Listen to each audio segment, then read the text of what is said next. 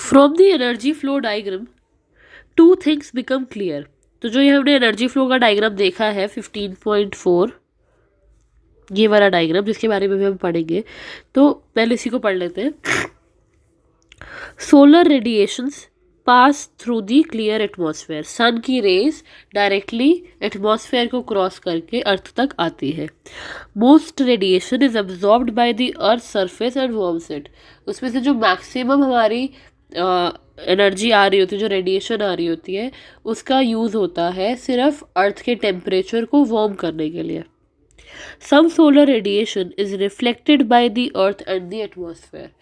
कुछ radiations atmosphere की कुछ परतों के थ्रू रिटर्न कर दी जाती है या फिर अर्थ के सरफेस से टकरा के वापस लौट जाती है। Infrared radiation is emitted from the earth's radiation. जब अर्थ का टेम्परेचर गर्म हो जाता है तो उसके थ्रू इंफ्रारेड रेडिएशंस अर्थ एमिट करता है। Some of the infrared radiations passes through the atmosphere and some is absorbed and re-emitted in all the direction by greenhouse gas molecules। तो इसमें से जो कुछ infrared radiations होती है वो एटमॉस्फेयर में वापस चली जाती है और कुछ अब्जॉर्ब होकर एटमॉस्फेयर में वापस अर्थ में भेज दी जाती है। जैसे अगर हम इस एरो को देखें तो ये दिखा रहा है कि डायरेक्टली जो रेडिएशंस है वो अर्थ से एटमॉस्फेयर में चली गई, जबकि जो ये वाला एरो दिखा रहा है वो ये दिखा रहा है कि ये ग्रीन हाउस गैसेस से टकरा के वापस हमारी अर्थ में ही आ गई।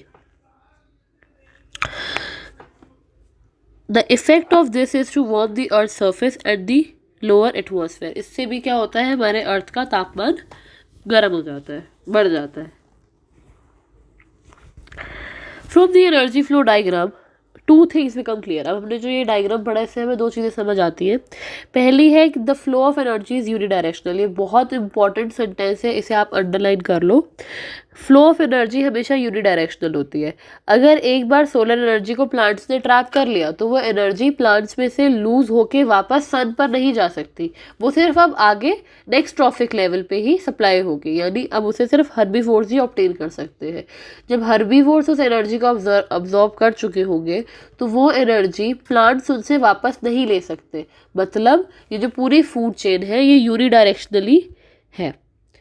The energy that is captured by the autotrophs does not revert back to the solar input and the energy which passes to the herbivores does not come back to autotrophs। जो एनर्जी सन से autotrophs में producers में आ गई वो वापस सन में नहीं जा सकती, जो ऑटोट्रॉफ से हर्बीवोर्स में आ गई वो वापस ऑटोट्रॉफ्स में नहीं जा सकती। As it moves progressively through the various trophic levels, it is no longer available to the previous level। इस लाइन को भी आप अंडरलाइन कर लो, ये आपकी एक्सप्लेन कर रही है इस पूरे पैराग्राफ को। The flow of energy is unidirectional को ये एक्सप्लेन कर रही है लाइन कि जैसे जैसे डिफरेंट ट्रॉफिक लेवल्स पे एनर्जी आगे पास ऑन होती जाएगी वो प्रीवियस लेवल पे जो लेवल अभी अभी निकला है उस पर वो वापस अवेलेबल नहीं होगी। Another interesting aspect of food chain is how unknowingly some harmful chemicals enter our bodies through the food chain। अब यहाँ पे हमने पहला पॉइंट क्या पढ़ा, that energy flow is unidirectional। Second हमारा यहाँ पे पॉइंट है बायोमैग्निफिकेशन। अब हम बायोमैग्निफिकेशन के बारे में पढ़ेंगे। बायोमैग्निफिकेशन लग रहा है बहुत बड़ा टर्म है, बहुत मुश्किल टर्म है, जबकि ये बहुत आसान टॉपिक है। You have read in class 9th how water gets polluted। हमें ये तो पता है कि वाटर पोल्यूशन कैसे होता है। One of the reasons is the use of several pesticides and other chemicals to protect our crops from diseases and pests। हमने पढ़ा है इसके बारे में कि जब भी हम अपने क्रॉप्स में फर्टिलाइजर्स या पेस्टिसाइड्स या कुछ भी स्प्रे करते हैं तो वो वाटर चैनल्स के थ्रू वापस हमारी वाटर बॉडीज़ में चला जाता है। These chemicals are either washed down in the soil or into the water bodies। These chemicals are either washed down into the soil or into the water bodies। तो ये या तो मिट्टी में ही कुछ मिट्टी में ही पेस्टिसाइड्स वॉश ऑफ हो जाते हैं और कुछ जो पेस्टिसाइड्स वगैरह हमारे होते हैं ये वॉश ऑफ होके वाटर बॉडीज़ में पहुंच जाते हैं, जैसे हमारे पॉन्ड्स, लेक्स वगैरह। From the soil these are absorb, अगर हम ये मिट्टी में चले जाएंगे तो इसे पौधे ले लेंगे, और अगर ये वहाँ पे वाटर बॉडीज़ में चले जाएंगे तो एक्वेटिक प्लांट्स और एनिमल्स इन्हें खा लेंगे, अब्जॉर्ब कर लेंगे अपनी बॉडी में। तो from the soil these are absorbed by the plants along with water and minerals. जो पौधा है वो तो मिट्टी से ही पानी भी लेता है और मिट्टी से ही मिनरल्स भी लेता है, तो उन्हीं के साथ साथ वो ये पेस्टिसाइड्स और फर्टिलाइजर्स भी ले लेगा। And from the water bodies these are taken up by the aquatic plants and animals। जो हमारी वाटर बॉडीज में चला जा रहा है केमिकल, उसे एक्वेटिक प्लांट्स इसी तरीके से ले लेंगे, और एक्वेटिक प्लांट्स को एक्वेटिक एनिमल्स खा लेंगे तो उनमें भी ये चला जाएगा पेस्टिसाइड्स वगैरह। This is one of the ways in which they enter the food chain. अब अगर यहाँ पे हमने नोटिस किया हो तो ये ना ही सिर्फ पौधों ने खा लिए या ना ही सिर्फ एक्वेटिक प्लांट्स से खा लिए, ये बाकायदा फूड चेन में एंटर कर गए। As these chemicals are not degradable. अब ये केमिकल्स तो मैन मेड है सारे, तो इसके लिए तो हमारे डिग्रेडेशन मैकेनिज्म्स नहीं है, हमारी बॉडी में इन्हें ड्रेन ऑफ करने का कोई मैकेनिज्म है ही नहीं, या किसी भी जानवर की बॉडी में भी, तो वहाँ पे ये डिग्रेड नहीं किए जा सकते, मतलब इन्हें सिंपल सॉल्यूबल फॉर्म्स में तोड़ा नहीं जा सकता।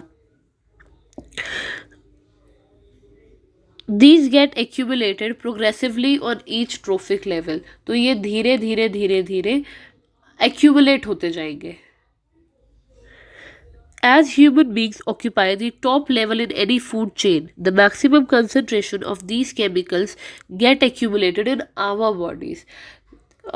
जब अब ऐसा तो होगा नहीं कि जैसे अगर हम वही वाली फूड चेन में वापस चले जाएं जिसमें हमने बात की थी कि पौधों को चूहे खा लेते हैं, हाँ, वेजिटेशन को चूहे खाते हैं, चूहों को सांप खा लेते हैं, सांप को वल्चर खा लेते हैं। तो जब हमने ये बात की थी तो ऐसा तो होगा नहीं कि अपनी थ्रू आउट लाइफ चूहा सिर्फ एक ही पौधे को खाएगा। अगर उस पौधे में सम अमाउंट ऑफ फर्टिलाइज़र था तो चूहे की बॉडी में वो सम अमाउंट एंटर कर जाएगा। जब वो नेक्स्ट मील लेगा, जब वो दोबारा कुछ ना कुछ खाएगा तो दोबारा से उसकी बॉडी में वो चला जाएगा। ऐसे करते करते करते करते धीरे धीरे उसकी बॉडी में तो बहुत सारा कचरा, बहुत सारा केमिकल जमा हो जाएगा। और जनरली किसी भी फूड चेन को हम देखें तो ह्यूमन बींग्स फूड चेन के टॉप लेवल पर आते हैं, हम टर्शरी कंज्यूमर्स में आते हैं। तो इसी वजह से हमारी बॉडी में इसका एक्यूमुलेशन सबसे ज़्यादा है, क्योंकि प्रोड्यूसर्स से बहुत सारे अमाउंट में कंज्यूमर्स में गया, कंज्यूमर्स से सेकेंडरी कंज्यूमर्स में गया, और टर्शरी कंज्यूमर्स तक आते आते उसका अमाउंट बहुत ज़्यादा बढ़ चुका था। This phenomenon is known as biological magnification. Biological मतलब जो नेचुरल तरीके से मैग्नीफाई होता जाए। मैग्नीफाई मतलब किसी भी चीज़ को एनलार्ज करना, किसी भी चीज़ को बढ़ाना, उसे कहते हैं magnification. This is the reason why our food grains such as wheat and rice, vegetables and fruits, and even meat contain varying amount of pesticides reduced. They cannot always be removed by washing or other means। तो अगर हम कोई बोले कि नहीं, हम तो जो फल सब्जियां लाते हैं बाहर से उसे हम धो के खाते हैं तो उसमें हमारा फर्टिलाइज़र पेस्टिसाइड हमारे अंदर नहीं जा सकता, ऐसा नहीं है, क्योंकि कुछ अमाउंट ऑफ फर्टिलाइज़र पेस्टिसाइड फल ने या सब्जी ने अब्जॉर्ब कर रखा होता है, तो उसे हम किसी भी तरीके से सिर्फ धोने से या पकाने से नहीं निकाल सकते, वो हमारी बॉडी में एंटर कर जाता है। उसके बावजूद भी हमें धो के पका के खाना चाहिए, क्योंकि जितना अमाउंट हम कम कर सकें उतना बेहतर है। पूरा तो निकाला नहीं जा सकता, पर मैक्सिमम हमें निकाला जा सकता है धोने से, पकाने से। तो अब हमारा नेक्स्ट टॉपिक है, how do our activities affect the environment.